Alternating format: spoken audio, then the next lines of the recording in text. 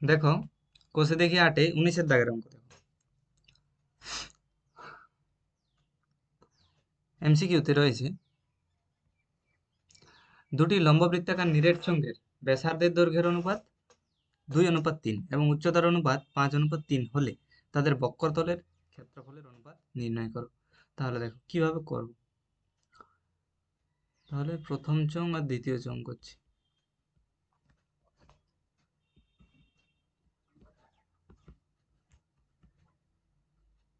ওকে, তাহলে প্রথম চোঙের দেখো ব্যাসার্ধের অনুপাত দেওয়া আছে 2:3।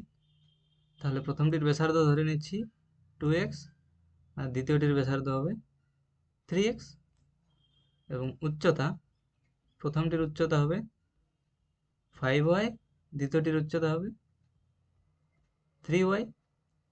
অবশ্যই একক দিতে হবে।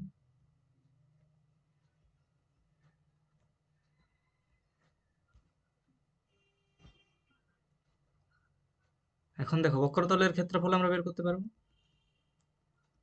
বক্রতলের ক্ষেত্রফল, তাহলে কোনো চোঙের বক্রতলের ক্ষেত্রফল হয় 2πr/h, 2πr1h1। তাহলে কত হলো 2πr1 এর মান 2x এবং h1 এর মান 5y। তাহলে কি হলো 4×5 = 20 πxy। ওকে, এবং দেখো দ্বিতীয় চোঙের ক্ষেত্রে দেখছি,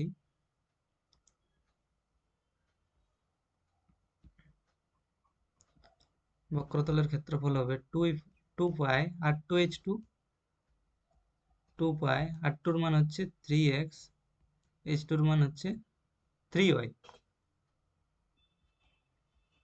18 πxy। এখন তাদের অনুপাত বলেছে, বক্রতলের ক্ষেত্রফলের অনুপাত। তাহলে অনুপাত কত হবে 20 πxy অনুপাত 18 πxy।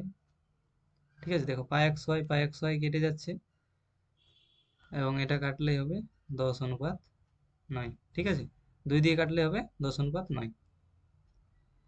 বক্রতলের ক্ষেত্রফলের অনুপাত, ঠিক আছে, কত হলো 10:9। তাহলে দেখো এখানে অপশন নাম্বার সি হবে সঠিক উত্তর, 10:9। ওকে, চলো এরপরের অঙ্ক দেখো, একদম সিমিলার অঙ্ক, শুধু ব্যাসার্ধের অনুপাতটা না, সবই কিন্তু একই রয়েছে। ঠিক আছে, 2:3 এবং 5:3। তাহলে তাদের আয়তনের অনুপাত। তাহলে দেখো এই যে এখানে করেছিলাম সেগুলো আমার এখানে কাজে লাগছে।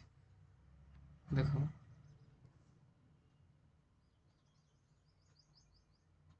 আমি চেষ্টা করছি এটা ওখানে নিয়ে যাওয়ার।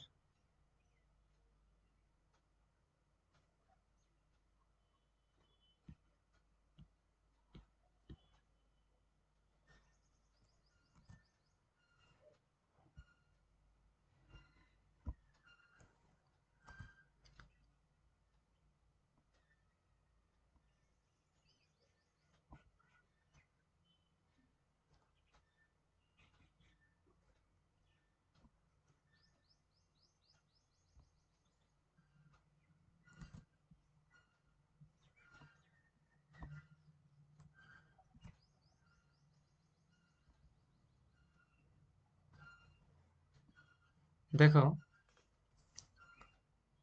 সেম অঙ্ক, তাহলে ওখানে যেটা যেটা ধরেছি সেটা এখানে ধরলেই হলো। দেখো কিছু কিছু জিনিস মুছতে হবে, সেগুলো আমি এখানে করে দিচ্ছি। দেখো একদম সিমিলার, প্রথম চোঙের ক্ষেত্রে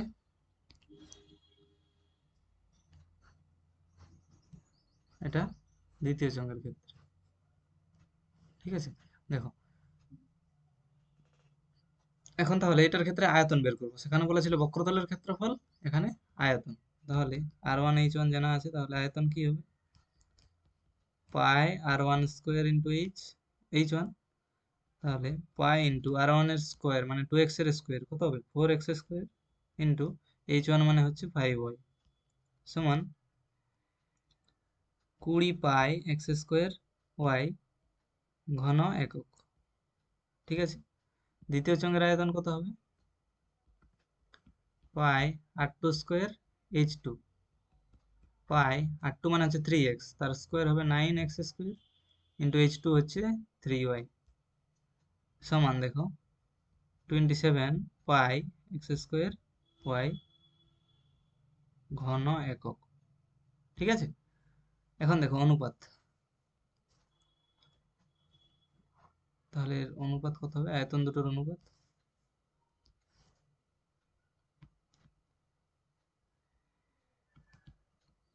তাদের আয়তনের অনুপাত কত হবে? 20 pi x² y in is to 27 pi x² y।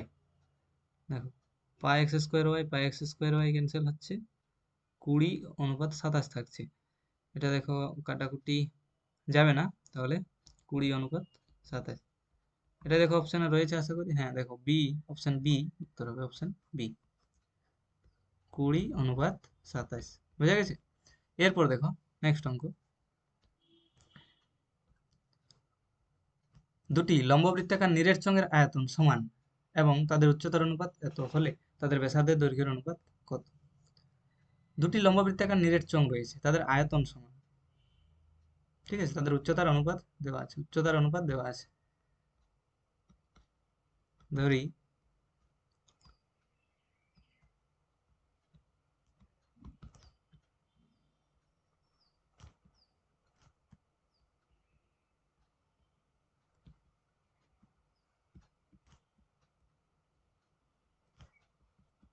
দেখো প্রথম চোঙের উচ্চতা h হলে দ্বিতীয় চোঙের উচ্চতা হবে 2h, অনুপাত 1:2 দেওয়া আছে।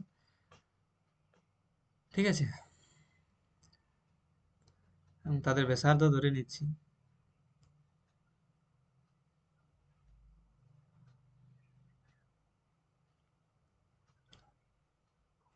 প্রথম চোঙের ব্যাসার্ধ r1 ধরে নিচ্ছি, আর দ্বিতীয় চোঙের ব্যাসার্ধ r2 ধরে নিচ্ছি। ঠিক আছে, তাহলে দেখো প্রথম চোঙের আয়তন,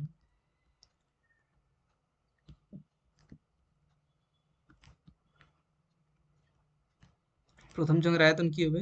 পাই r1² ইন্টু h, আর দ্বিতীয় চোঙের আয়তন হবে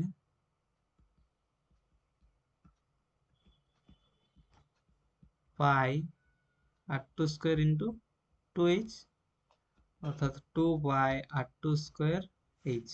ঠিক আছে, তাহলে কি বলেছে? চোঙের আয়তন, দুটি লম্ববৃত্তাকার নিরেট চোঙের আয়তন সমান, সমান বলেছে। তাহলে দেখো প্রথম চোঙের আয়তন যা পেয়েছি, দ্বিতীয় চোঙের আয়তন যা পেয়েছি, দুটো সমান বলা যাবে, শর্তে পাই r1² h সমান 2 পাই r2² h। এখান থেকে দেখো কি পাবো, পাই পাই কেটে যাচ্ছে, এইচ এইচ কেটে যাচ্ছে, তাহলে কি পেলাম? r1² সমান r2 2r2²। ঠিক আছে, বা r1² বাই r2² সমান 2, বা r1 বাই r2 তার হোল স্কোয়ার সমান কি হবে? এটা কি লেখা যাবে? √2 বাই 1 তার হোল স্কোয়ার লেখা যাবে। তাহলে আমরা এখন কি বলতে পারি? r1 বাই r2 সমান হবে √2 বাই 1। তাহলে কি পেলাম? r1 r2 কি বলেছিলাম? ধরেছিলাম প্রথম চোঙের ব্যাসার্ধ r1 এবং দ্বিতীয় চোঙের ব্যাসার্ধ r2, তাহলে তাদের অনুপাত পেলাম √2:1। কি পেলাম? r1 অনুপাত r2 সমান √2:1। তাহলে দেখো এখানে অপশন বি হবে সঠিক উত্তর, √2:1।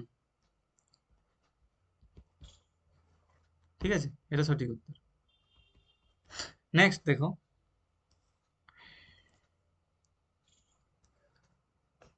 চারের অঙ্ক, একটি লম্ববৃত্তাকার চোঙের ব্যাসার্ধের দৈর্ঘ্য, একটি লম্ববৃত্তাকার চোঙের ব্যাসার্ধের দৈর্ঘ্য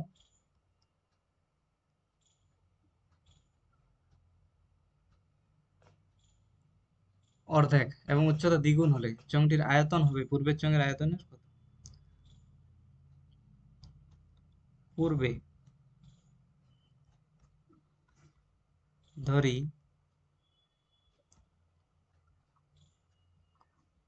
চোঙের ব্যাসার্ধ x আর উচ্চতা ওয়াই। ঠিক আছে, দড়িচঙ্গের ব্যাসার্ধ এক্স একক, উচ্চতা ওয়াই একক। তাহলে আয়তন কত হবে? আয়তন হবে পাই ব্যাসার্ধ স্কোয়ার অর্থাৎ এক্স স্কোয়ার এবং ইন্টু উচ্চতা, পাই এক্স স্কোয়ার ওয়াই, ঘন একক হবে। ঠিক আছে, এরপর দেখো পরে কি হয়েছে, ব্যাসার্ধের দৈর্ঘ্য অর্ধেক করা হলো।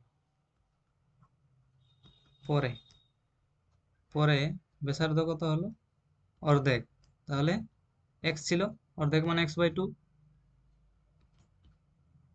আর উচ্চতা কত হলো পরে? দ্বিগুণ হয়েছে, দ্বিগুণ। তাহলে ওয়াই ছিল আগে, দ্বিগুণ অর্থাৎ টু ওয়াই হয়েছে। এখন চোঙটির তাহলে আয়তন কত হয়েছে দেখছি।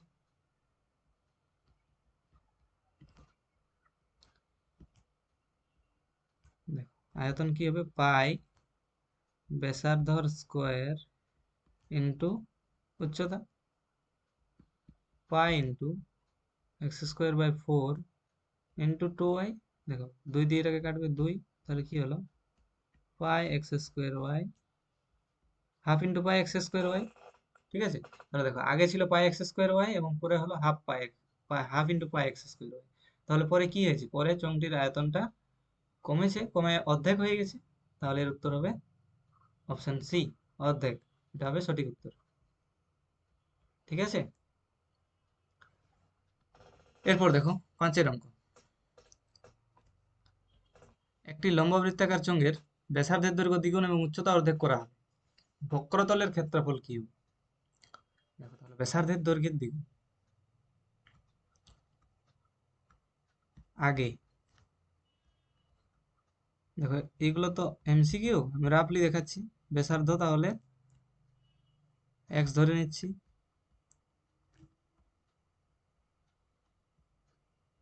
উচ্চতা ওয়াই একক ধরে নিচ্ছি। ঠিক আছে, তাহলে বক্রতলের ক্ষেত্রফল কি হবে?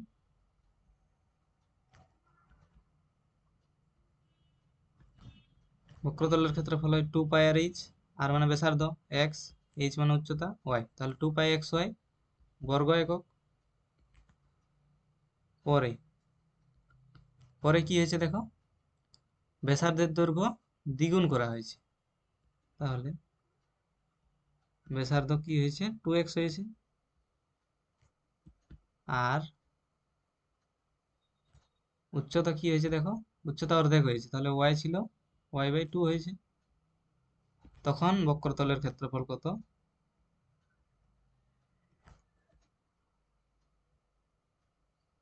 বক্রতলের ক্ষেত্রফল হবে টু ইন্টু পাই ইন্টু ব্যাসার্ধ হচ্ছে টু এক্স, উচ্চতা হচ্ছে ওয়াই বাই টু।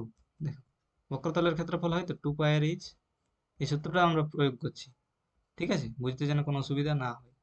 বক্রতলের ক্ষেত্রফলের সূত্র আমরা প্রয়োগ করছি টু পাই আর এইচ, আর এর মানে এখানে টু এক্স, এইচ এর মানে ওয়াই বাই টু। দেখো দুই দুই কেটে যাচ্ছে, কত হলো, টু পাই এক্স ওয়াই। ঠিক আছে, এত বর্গ একক। তাহলে বক্রতলের ক্ষেত্রফল দেখো আগে ছিল টু পাই এক্স ওয়াই, পরেও আছে টু পাই এক্স ওয়াই, তাহলে কি পরস্পর সমান হচ্ছে।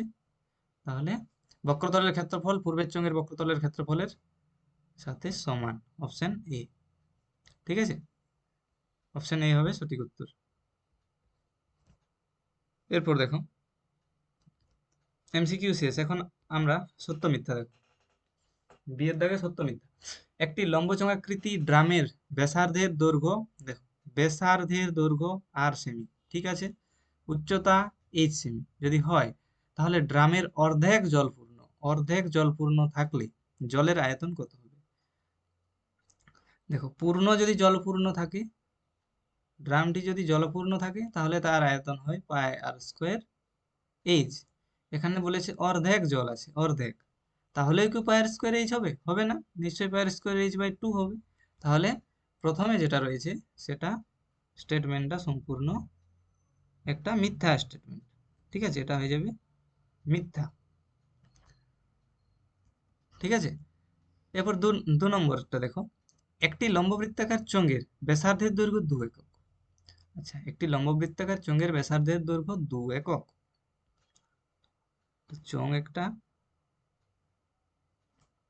ব্যাসার্ধ হচ্ছে 2 একক।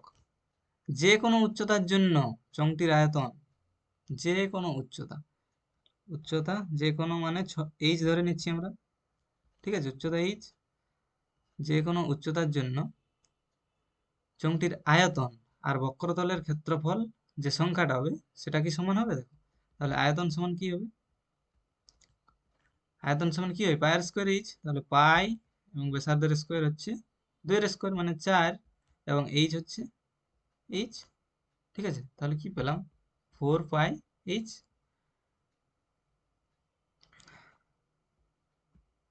4 পাই এইচ ঘন একক। আর বক্রতলের ক্ষেত্রফল, এটা কি পাচ্ছি দেখো, বক্রতলের ক্ষেত্রফল কি হয়? এর আগেও বললাম বক্রতলের ক্ষেত্রফল হয় 2 পাই আর এইচ। তাহলে এই ফর্মুলাতে বসাচ্ছি 2 ইন্টু পাই ইন্টু আর এর মান কত এখানে? 2। ঠিক আছে, আর এইচ এর মান তো এইচ। তাহলে কি পেলাম? 4 পাই এইচ বক্রতলের ক্ষেত্রফল, তাহলে বর্গ একক। ঠিক আছে, তাহলে দেখো আয়তন কি পেয়েছি? আয়তনের সাংখ্যমান পেয়েছি 4 পাই এইচ, বক্রতলের ক্ষেত্রফলের সাংখ্যমানও পেয়েছি 4 পাই এইচ, তাহলে এরা পরস্পর সমান। ঠিক আছে, তাহলে দেখো কি বলা আছে, চোঙটির আয়তন এবং বক্রতলের ক্ষেত্রফলের সাংখ্যমান সমান হবে। তাহলে এটা একদম সত্য স্টেটমেন্ট, বিবৃতিটি সত্য। ঠিক আছে, বোঝা গেছে? এরপর দেখো সি, শূন্যস্থান পূরণ করি। একটি আয়তক্ষেত্রাকার কাগজের দৈর্ঘ্য এল একক এবং প্রস্থ বি একক। তাহলে দেখো একটা আয়তাকার কাগজ রয়েছে, আমি থিওরি ক্লাসে এটা বুঝিয়েছি। এটাকে মুড়ে এটাকে মুড়ে কি করা হয়েছে? একটি লম্ববৃত্তাকার চোঙ তৈরি করা হয়েছে। এই ধরনের একটা লম্ববৃত্তাকার চোঙ তৈরি হয়েছে। ঠিক আছে, এটাকে মুড়ে একটা লম্ববৃত্তাকার চোঙ তৈরি হয়েছে, যার পরিধি কাগজটির দৈর্ঘ্যের সমান। কাগজটির দৈর্ঘ্য এল, প্রস্থ বি। তাহলে এই পরিধিটা, এই অংশটা, এটা হচ্ছে এল। ঠিক আছে, পরিধি মানে কি জানি আমরা? 2 পাই আর। তাহলে 2 পাই আর সমান এল, এটা দেওয়া আছে। চোঙটির বক্রতলের ক্ষেত্রফল কত? চোঙটির বক্রতলের ক্ষেত্রফল, অর্থাৎ এই অংশটির ক্ষেত্রফল আমাদেরকে নির্ণয় করতে হবে, অর্থাৎ এটার ক্ষেত্রফল। ঠিক আছে, বক্রতলের ক্ষেত্রফল মানে এটা দিয়েই তো বক্রতলটা তৈরি হয়েছে, ঠিক কিনা? তাহলে এটার ক্ষেত্রফল নির্ণয় করা মানেই এটার ক্ষেত্রফল নির্ণয় করা, একই ব্যাপার। বুঝা গেল? তাহলে এটার ক্ষেত্রফল কি হবে? এল ইন্টু বি হবে, হবে না? তাহলে বুঝা গেল তো? কেমন একটা ট্রিকি প্রশ্ন দেখো। তাহলে চোঙটির বক্রতলের ক্ষেত্রফল হবে এল ইন্টু বি। আয়তক্ষেত্রের ক্ষেত্রফলটার সাথেই সমান হবে, কারণ এটা মুড়েই তো আমরা এই চোঙটা বানিয়েছি। ঠিক আছে, বোঝা গেছে? এল ইন্টু বি বর্গ একক হবে। এরপর দেখো 2 এর অঙ্কটা দেখো কি আছে। একটি লম্ববৃত্তাকার চোঙের ব্যাসের দৈর্ঘ্য 3 সেমি এবং উচ্চতা 4 সেমি। ব্যাসের দৈর্ঘ্য 3 সেমি, অর্থাৎ ব্যাস 3 সেমি, তাহলে ব্যাসার্ধ কত হবে? 3/2 সেমি হবে। আর উচ্চতা বলেছে 4 সেমি, এইচ 4 সেমি হলে চোঙটির ভিতর সর্বাপেক্ষা লম্বা যে দণ্ড রাখা যাবে তার দৈর্ঘ্য কত? এটা একটু বুঝো, ভালোভাবে মন দিয়ে একটু বুঝো। এরকম একটা লম্ববৃত্তাকার চোঙ আছে, ঠিক আছে, এরকম একটা লম্ববৃত্তাকার চোঙ আছে। তাহলে এর ব্যাস বলা আছে 3 সেমি। ব্যাস মানে এখান থেকে এত দূর। ঠিক আছে, এটা আমি একটু আলাদা কালারে করার চেষ্টা করছি। দেখো, এখান থেকে এটা হচ্ছে 3 সেমি। কত? 3 সেমি। ঠিক আছে, তাহলে এখান থেকে এটা 3 সেমি হবে ব্যাস। তাহলে দেখো, এখন আমরা এটাকে দেখলে একটা আয়তক্ষেত্রের মতো দেখতে পারি। ঠিক আছে, তাহলে এখানে সব থেকে বড় দণ্ড রাখা যাবে কিভাবে? এই বরাবর। দেখো, দণ্ডটা আমি একটু আলাদা কালারে দেখাচ্ছি।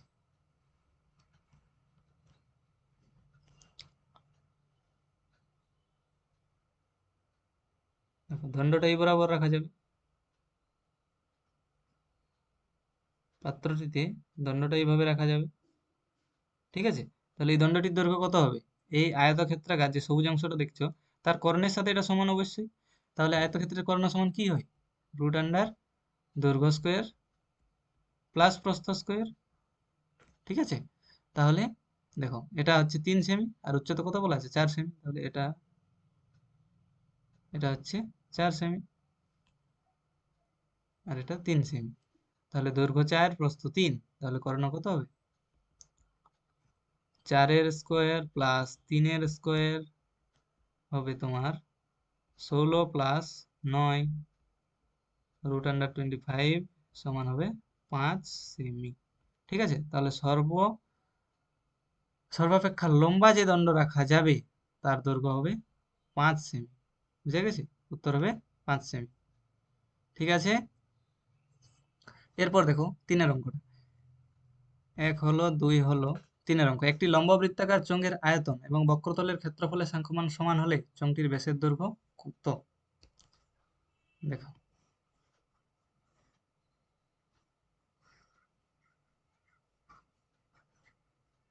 দেখো এই পাশে দেখো আমি লিখছি, একটি লম্ব বৃত্তাকার চোঙের আয়তন এবং বক্রতলের ক্ষেত্রফলের সাংখ্যমান সমান, চোঙটির ব্যাসের দৈর্ঘ্য। ব্যাসার্ধ তাহলে আর ধরে নিচ্ছি, উচ্চতা এইচ ধরে নিচ্ছি। তাহলে চোঙের আয়তন কি হয়? পাই আর স্কোয়ার এইচ। আর বক্রতলের ক্ষেত্রফল হয় 2 পাই আর এইচ।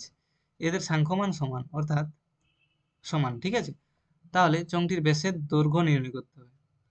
দেখো কি পাই এখান থেকে, বা দেখো পাই পাই কেটে যাচ্ছে, এইচ এইচ কেটে যাচ্ছে, তাহলে কি পেলাম? আর স্কোয়ার সমান আর, বা দেখো আরটা যদি এদিকে নিয়ে আসি তাহলে কি হবে? আর স্কোয়ার বাই আর, মানে একটা আর থাকবে এবং ডান পক্ষে 1 হবে। তাহলে আর সমান পেলাম 1 একক। আর সমান কি পেলাম? 1 একক। তাহলে আর সমান যদি 1 একক হয়, এখানে বলেছে ব্যাসের দৈর্ঘ্য নির্ণয় করতে। তাহলে ব্যাস মানে কি? 2r। 2r সমান হবে 2 × 1 অর্থাৎ 2 একক। ঠিক আছে, তাহলে এটা উত্তর হবে 2 একক। বোঝা গেছে তো? এটা উত্তর হবে 2 একক। ঠিক আছে, ঠিক আছে, আজ এই অবধি। এরপর আমরা 20 দাগের অঙ্কগুলো পরবর্তী ভিডিওতে কভার করব। ওকে।